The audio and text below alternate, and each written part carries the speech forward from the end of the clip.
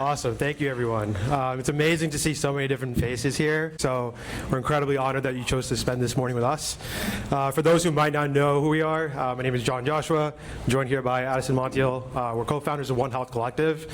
So let's get this party started, and I'll pass it off to Addison to take us on. Yeah, thank you, John. Consumer health is just like an extremely broad topic, so just to like try to frame this up a little bit, one note on consumer health is just the rate of adoption we've seen from 2024 to 2025. Consumers using like an AI health chatbot or just an AI chatbot in general for health type questions has doubled. We're at about 1 in 3 US adults using it for those use cases. Interestingly enough, we've seen that 81% of those users have actually had like a tangible health action out of that interaction, things like scheduling an appointment, canceling an appointment, or trying a new health behavior.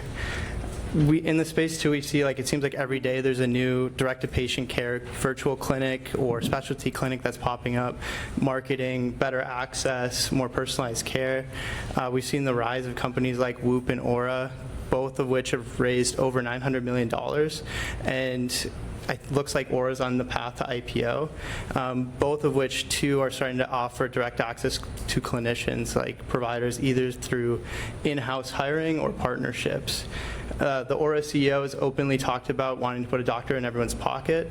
So the question is really, what does that mean for health systems? And that's the opportunity we have today to have that conversation. To kick things off, just like to have the panelists introduce themselves and also talk about their current role. We'll start with you at the end, Holden. Hi.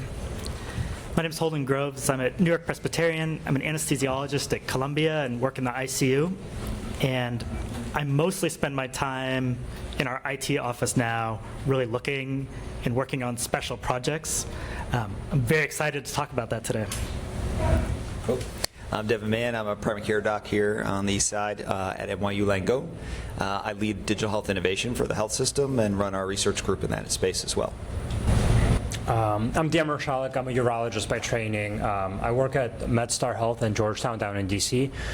Clinical about 25% of the time. And then the rest of the time I spend in our Innovation Institute. Kind of two roles. One is I oversee our Wellbeing program. So that's like, there's 40,000 people that work at MedStar. Anything from backup childcare to bringing in ambient dictation solutions to like mental health support and everything in between. And the other piece is I run our venture studio. So that's our direct investments, co-developments, commercialization, spin out, stuff like that. I live in New York. Yeah. Awesome. Thank you so much, guys. So we're just going to post the panel real quick. Obviously, if you walk around the room, you're going to see everyone with an Oura Ring or Whoop or something on their fins. There's obviously all these direct-to-consumer offerings. What do you, I guess, hot takes, quick thoughts, just starting with Daniel going down. What are your thoughts on this? Is it good for us? Is it worse?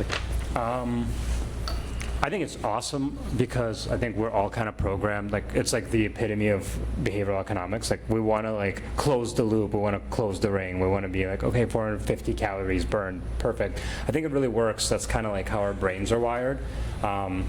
And this is one of those things where before it was a total black box. Like you had no idea how you're doing day to day. Because if you ask an average person before they wore one of these, it's like, hey, did you get your steps in? Or did you like, yeah, obviously. Like I ate really well. I slept super well. And they're like, no, you didn't. Right. So I think that feedback's big. Are you asking me for a hot take? Yeah, let's hear it.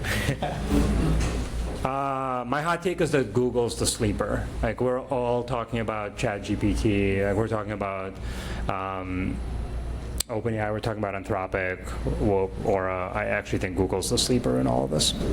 Could you elaborate a little bit more? Like what do you feel specifically? Is it the new device they came out with? Yeah, I just think that like one. I mean, you guys know the $99 Fitbit, right? Like that's just to make sure that you continue to capture the market. But there's the level of integration is just remarkable, right? Like you've got an amazing ability to pull records with Verily Me. You've got an amazingly captive audience, which is how many people have Google and how many people implicitly trust it, right? Like that's the reason why you don't mind running Gemini with your Gmail is because it's like, well, you feel like, oh, well, they already know everything about me. Like I don't care. They've seen my taxes already. Right. I think that makes a difference. The integration is really, really deep on the research level. The partnerships with Mayo and with the Brigham. I mean, I just think that they're kind of like, it feels like Google's in stealth mode right now, which is really funny to say because it's Google, but that's my hot take. Awesome. Thank you. Devin? Okay. Google? No, I don't think so. Clean fight, no blood. For us, in consumer healthcare has been around a long time. It's another source of data, a far more rich and comprehensive one. But from a health system perspective, anymore, I'll be kissing it. Oh, here we go. So from a health system perspective, we get much more interested when things start to become clinical data. And most of these companies are now coming at us trying to become clinical data. Looking back in the past couple decades, this is sort of, you think it's going to be this like on or off switch. It's nothing like that. It's a very slow migration. Certain use cases will become clinical data, or has been talking to us nonstop about that. We'll find use cases for that. Sleep medicine's like a low-hanging fruit, things like that. So I think there will be some migration from consumer to clinical, just as there always been. There's been other consumer devices that have become clinical grade over the years. Think of a LiveCore, all those kinds of things. My cardiologists use that more and more. It's taken about a decade. We're going to see the same thing here. The other interesting piece, though, is just the wealth of data itself that patients are collecting about themselves. Obviously, they're going to talk to their own personal LLMs about that. That's great. This is part of a bigger play and transition where the data is coming in. People are going to get totally snowed by the data that they're collecting about themselves, and they're going to come on the door and say, hey, make sense of this. And we don't really have a payment model for that, so we got to figure that out. Two is sort of, in the end, it's going to come down to trust, which is everyone's talking about now. It's sort of, let Google deal with the data. I don't really care. Ultimately, our role as a health system is going to be sort of as an advisor and really an arbiter of sort of what's real and what's not. That's a good position for us. And ultimately, 10, 20 years from now, my hot take is I'll probably just be a curator of AI journeys. I'm totally looking forward to that. The patients and I will trust and we'll review those journeys each year. Some of my team members will kind of, nudge people on and off the path. Those team members will be bots. That's fine with me as well. But ultimately, I just don't see that. Who said someone in the pocket? It was Aura's CEO. If you could fit a human in your pocket, great. That'd be awesome. But most people still, in the end, just like it was past a couple decades, get overwhelmed with the data more than anything. And then they're looking for someone to tell them what to do and pay them for that. Awesome. Thank you. Holden? I don't know if I want to say this to this audience, but It's a hot take. my hot take is I just came back from Epic or EHR for the last week.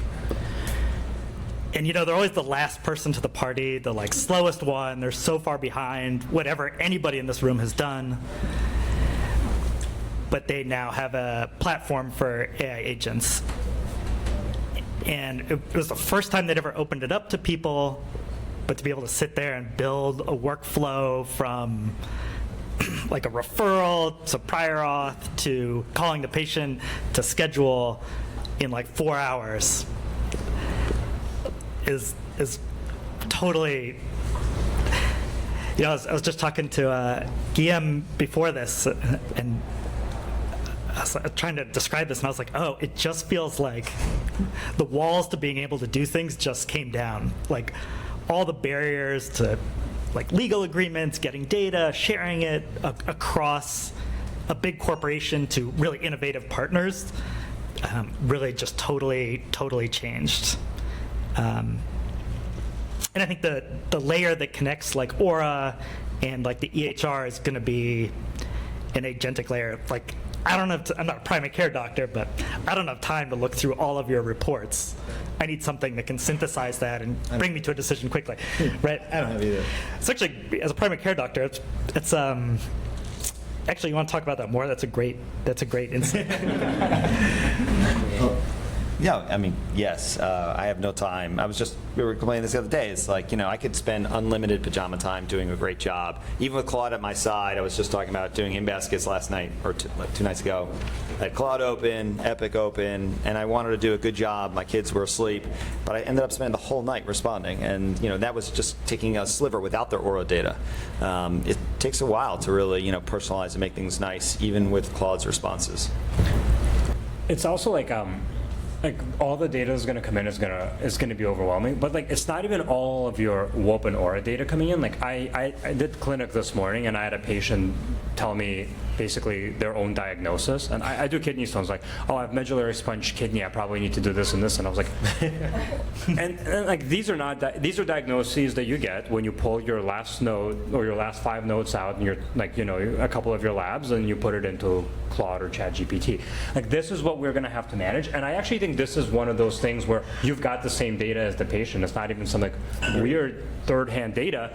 And like you now have to basically get into a Claude war with Claude. And and this is a weird inflection point, but I've seen such an up-ramp of how much I'm seeing this in clinic all the time. Like there was like half a dozen people this morning that gave me their own take on what they've got. And I only do kidney stones. Like I've only got one diagnosis that I manage, right? So like I can imagine what you deal with in clinic has got to be insane. Like a lot of zebras. I mean, we've always talked in healthcare about creating this experience to be patient-centered, and it feels like there's kind of this rise of this. I mean, even preparation for this conversation, I've seen lots of health systems experiment with different things. For instance, Rush University, or medical center or whatever, they launched Rush Plus, which is a $19 subscription where you can direct access to providers. There's 8 specialties. I think Weill Cornell, I'm a patient there, and I received an email yesterday about a longevity program they launched, 12 months, $15K, really providing a comprehensive suite. It seems like there's such variation across the organizational kind of landscape. Just quick thoughts on maybe your own organizations, opportunities, threats. How are you guys looking at this? Sure. One longevity program at Cornell, Eugene Lucas, a good friend of mine, is the medical director there, and I think there's a real appetite for the people who can afford that to get the very best care. Those are the people already seeking out the world-class doctors and to be able to do that. So there's certainly an appetite for that. And I think the other piece that's changing is all of a sudden our ability to provide maybe not this world-class care, but very good care to huge numbers of people at scale at very low cost is changing. I was just working with somebody from Sutter who has an amazing program to just expand all their chronic disease management just incredibly cheaply. And I'm going to be honest, it's better than doctors do. Like, That's your hot take. Yeah, no, I know that program well, and we try to do something similar. The reality is the mundane stuff can be done really well with AI, honestly. It's stuff I've wanted to sort of offload for a long time. We just didn't have the technology. And I would say, we actually have a similar offering. There's the high-end practice stuff. That's a very New York microcosm that we're competing for. But for the median patient, the reality is the technology, it's less about sort of advanced genetics, and I don't think this is working, but Yeah, we can just share it. Yeah. that's all right. Hello? No? It's less about advanced genetics and things like that. The reality is most within a fee-for-service system, which is what New York is predominantly, in case anyone's from out of town. That's how New York runs.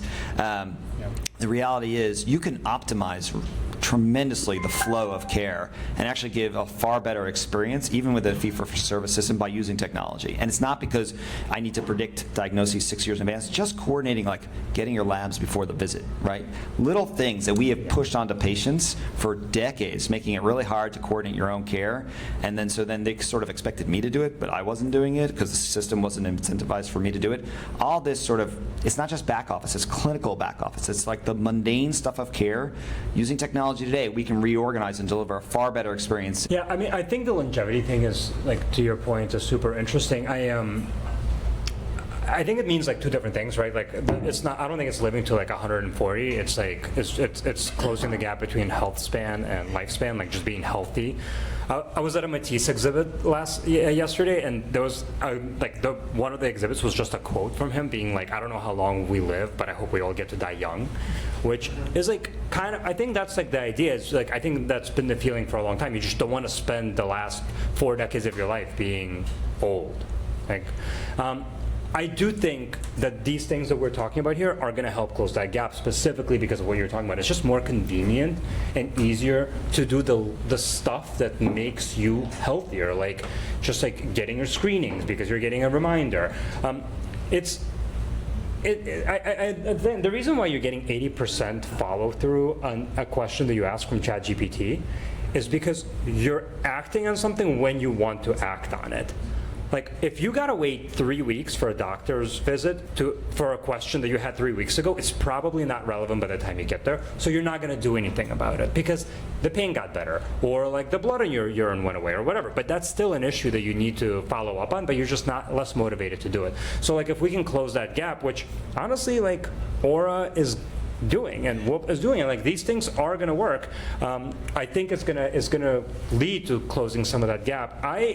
The rush play is super interesting. Like, I think this is a really cool experiment because that's like saying I will not let Aura plant a flag here and say you're going to be the most accessible thing. We're going to be the most accessible thing for $19, right? I'm not sure that's going to be every health system's like turf that they're going to want to. That's not the hill they're all going to want to die on. Like, I don't know if you necessarily want to be the front door. I think there's a lot of there's things that we're going to do that are differentiated at MedStar Health that like Aura's just not going to compete on, right? And so like kidney stone surgery, right? Or subspecialty care. The question is like how do you get funneled to the right place? If we don't own the front door, I'm not sure I'm going to keep seeing those patients. I don't know how much you guys are like concerned about this at Columbia and NYU, but like. I don't know. There was a really interesting article a few days ago that the idea that there's no conflict of interest when you're Aura and you're referred to a specialist in a way that we kind of do. Like, we have a conflict of interest inherently when we first touch a patient. If we don't get to direct traffic, I'm not sure where patients end up going. That could lead to some detrimental effects. But yeah, this is above my pay grade. That's more your pay grade. So at the beginning we did the intros, but we'd like to now get into the specific programs that you guys are working on or initiatives that you're seeing in your system along this topic line. And Devin, maybe we could start with you and NYU. Yeah. Is this working now, or just keep going? We'll just yell. I can yell. It's fine. Can you hear me? Yeah, you can hear me. It's fine. Yeah. So for us, I alluded to, we've really been thinking about. I think all of our health systems are struggling with access for our patients. The reality is we have a ton of demand. Not enough clinicians. We compete for the 5 doctors who don't have a job already, and that's not going to solve our problem. And most of my friends either work at Columbia or all these other good places. So the reality is we have to really work on that. And so for us, we have several big initiatives. One is doing like Sutter, is trying to take care of people at home better, so that if they're at home, they're sort of generating less, I don't want to call it noise, but fundamentally visits that could have been taken care of at home that don't gum up our access pathways. The reality is, to go see my best urologist, sorry. My best urologist for something that really ChatGPT could have answered, that's a loss for me.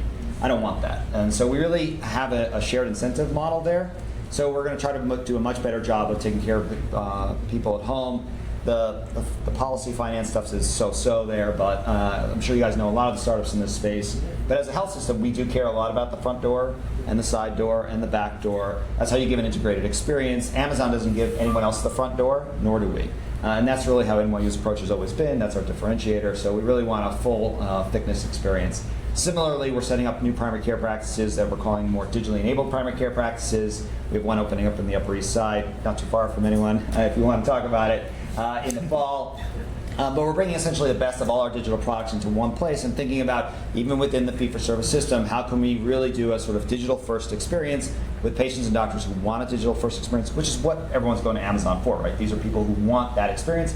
We can do that as well. We have the same technology. Epic Factory is a big piece of that as well. And so we're hoping to really get excited around that. And we think we can do a really good job about making care convenient, sort of low friction for the patient experience. We have all these AI tools now to deploy for myself to really make it less cognitively burdensome for myself. And then we'll start there. And then it's also about sort of the learning health system. This has become nouveau again, but we're doing it for real this time because it's on AI. And so the reality is we're trying to really use that learning health system model to say, okay, we're going to start this practice on day 1. When's version 2 going to go live? Taking a much more of an agile digital thought to healthcare delivery so that we know that whatever we put in place, we actually have to reevaluate 6 months later and do it again and be 1.5 and then 1.7. That's really how we can stay relevant, honestly. Otherwise, our front door for sure is going to be the first one that becomes irrelevant. And listen, you give them the front door, and now they control who they refer to. They have leverage on you, and ultimately, who knows? The bots could be doing robot surgery before we know it. So we really want to own that space forever. Yeah. Go ahead. I feel like we've already lost the front door. I think I had a cup of pre-cut fruit the other day, and one of the raspberries was a little bit moldy. But the first thing I did was just chat GPT, can I eat moldy fruit? It's not, I didn't call my primary care doctor. What's the answer? It's usually fine. Okay. You'll be okay. Okay. It's probiotic. It's probiotic, yeah. I don't think you want the primary care doc getting that message, by the way. So this is proof of concept. This is great. Yeah, because otherwise I would have, if you were my primary care doctor, I would have sent you a message and you would have had to look at it at 11 p.m. and say, you're going to be okay. If not, call the ED. So in that sense, we've lost the primary care doctor. It's not just this cup of moldy fruit. I work in an ICU, so the conversation I'm having with patients are my mom is dying. Can anything else be done? But those folks are also looking at ChatGPT because they're looking for any answer. So for the most trivial thing to the most important thing, it's becoming the front door and how people engage in healthcare. And I don't have a response to that except that we are very much the next layer of access. So once people have engaged in this way, then they actually need an appointment because we're offering all these very complex things that have a ton of regulation and very hard to deliver. And I think it'd be very hard for ChatGPT to do that. Yeah. I don't know. I actually don't. I don't think we lost the front door yet, and especially not with the people that trust healthcare. So, the thing is, if you've got a relationship with the healthcare system, that actually goes a long way. A lot of patients are I get all my care at Georgetown, right? That's a thing that people say. I think that I just don't see a world where people I get all my care at Aura. I just don't think, maybe, it's possible. I just don't think so, but I might just be playing ostrich and I got my head in the sand. I won't take the front door thing because I think in terms of what we're doing, because I think you guys covered it. I'll tell you what we're doing on the back end because I think that matters too. We got to get way more efficient with how we do care. We spun out a company last year called Auxera. It's a tech-enabled services in cardiology. And that's just a connected care model where it's virtual first. We've got a pod, cardiologist partners with an MA, an NP. All your refills are automated. You've got triage. The third next available one went down by 40%, right? Our retention doubled. It's that type of stuff. These solutions are still going to be super relevant. You're going to have to get much better at the care that is complex. And so we are doing a fair amount on care redesign and kind of working on companies or partnering with companies that help us just get a lot better at doing the things that we think are differentiated for healthcare organizations. So when you're creating these services or curating offerings, how are you looking at these build by partner decisions, especially for the companies in the room founders? I don't know. For us, it's a tension. I'll tell you that. Anybody, I don't know how many of you have worked with or sold the health system. It takes forever. That cycle takes forever. Partly because there's a ton of red tape. Partly because there's just a lot of competing opinions that you're going to have to leverage. I think partnering makes a ton of sense. Why? Because I run a venture studio. So co-development and partnerships make sense.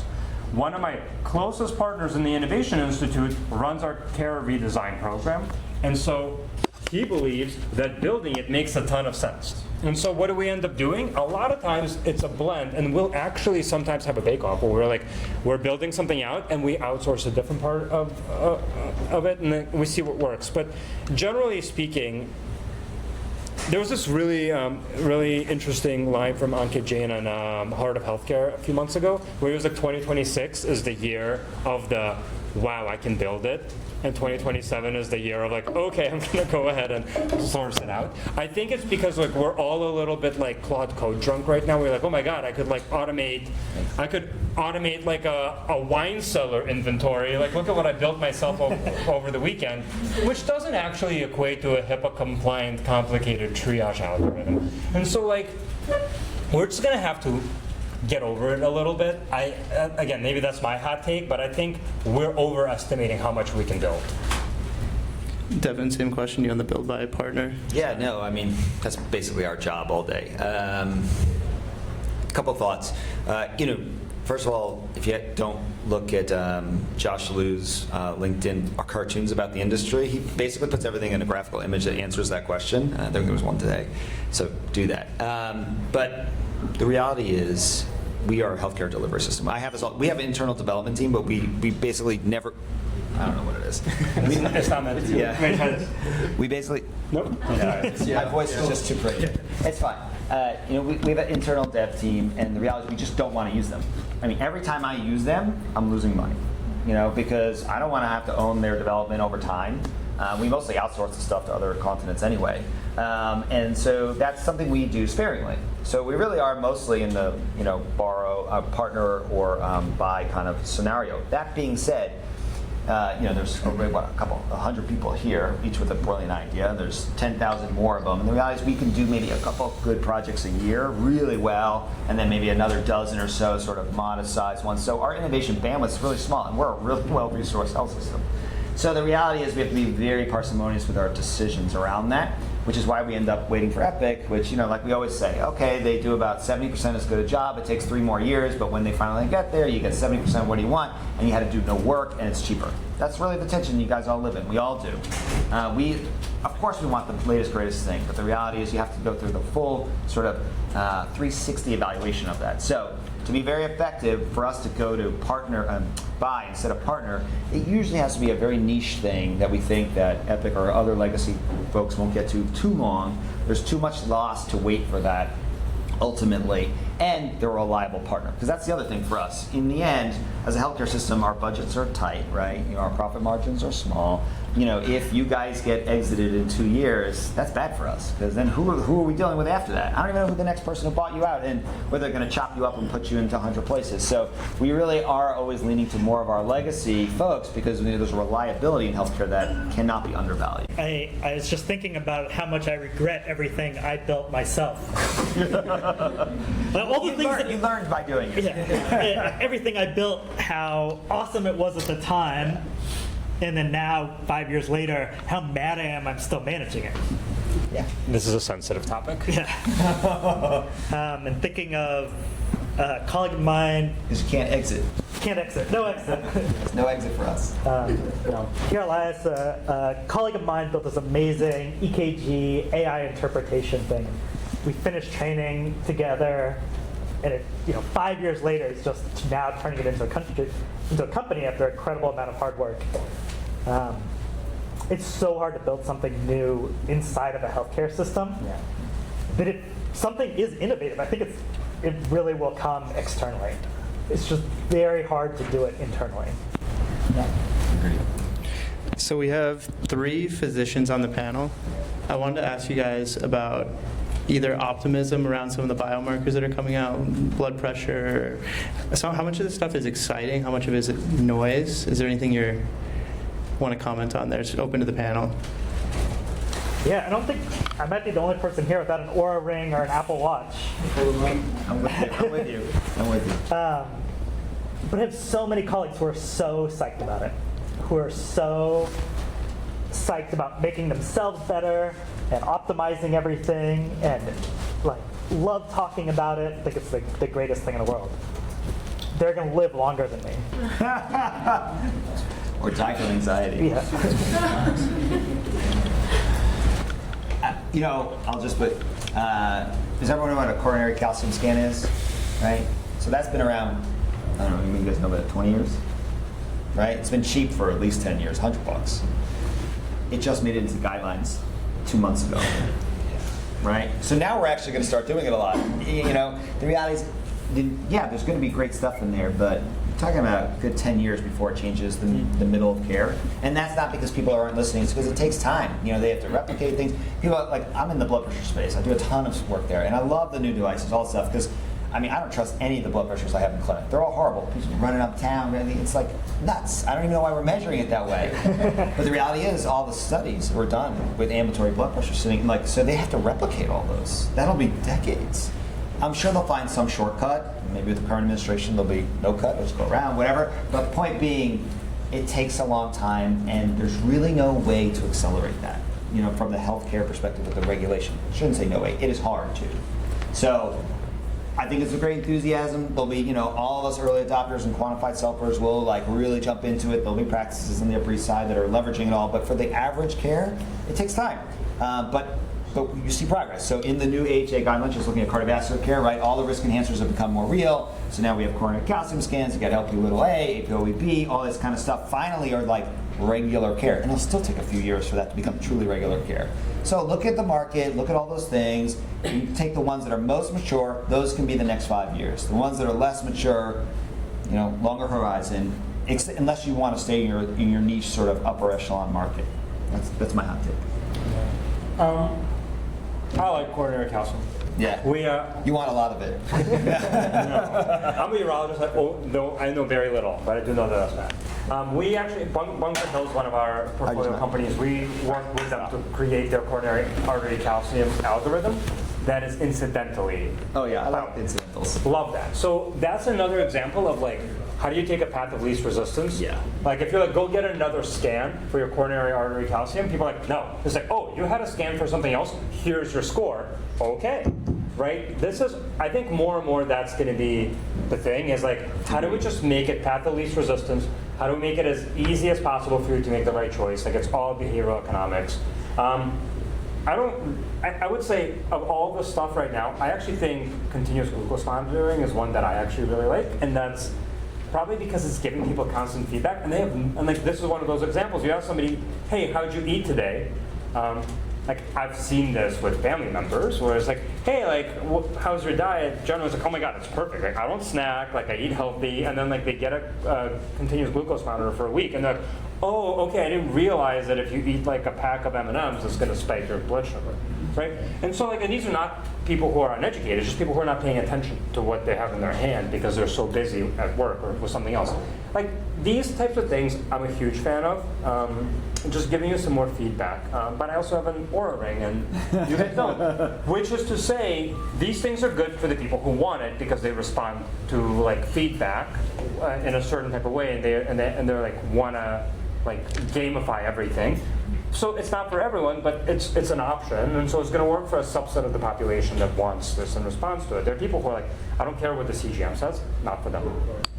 Appreciate it. We'll just close off on just one question, one line we'd love to hear from all three of you guys is, I guess, in the next 5 years, if we're in the iPhone 1 version of this stuff, what are things that health systems just can't afford to get wrong in this next decade?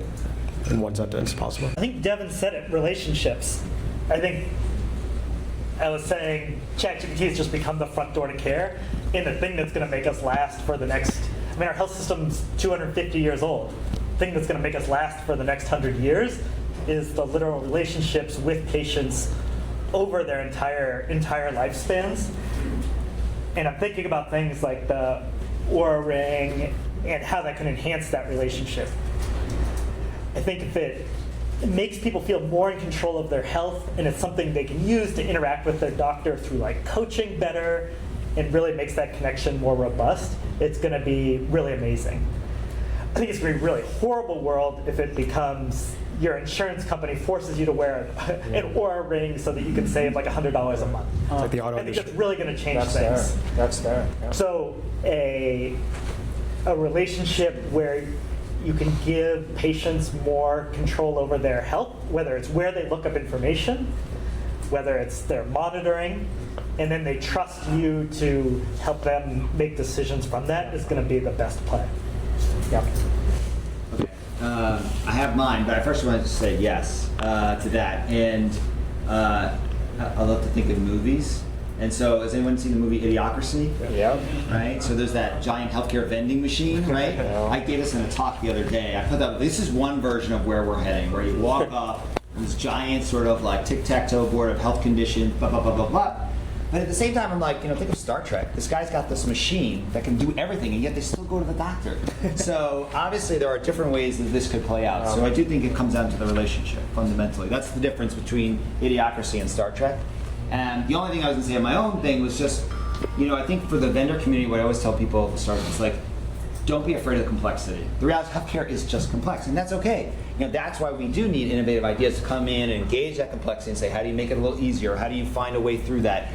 What I get frustrated is when folks are sort of like, oh, get rid of the complexity. It's actually simple. No, unfortunately, it's just not simple. That's why I get worried about Google, honestly. They like to think that way. But anyway, that'll stop there. Yeah, I think healthcare just held to a super different standard. Remember the whole thing with ChatGPT? It gave the earlier chats gave some bad advice. There were some suicides, and then it was scandalous. And then we forgot, and people still use ChatGPT for help, and it's not a thing. If you had a chatbot at Georgetown that gave you that advice and it led to suicides, I don't think we'd ever recover from it. We can't afford to get the clinical advice that we're giving out wrong. We're held to a completely different standard, and I think this is why we're going to take so much longer to roll out our AI first, answer all your questions with a MedStar logo on it, because the stakes are really high.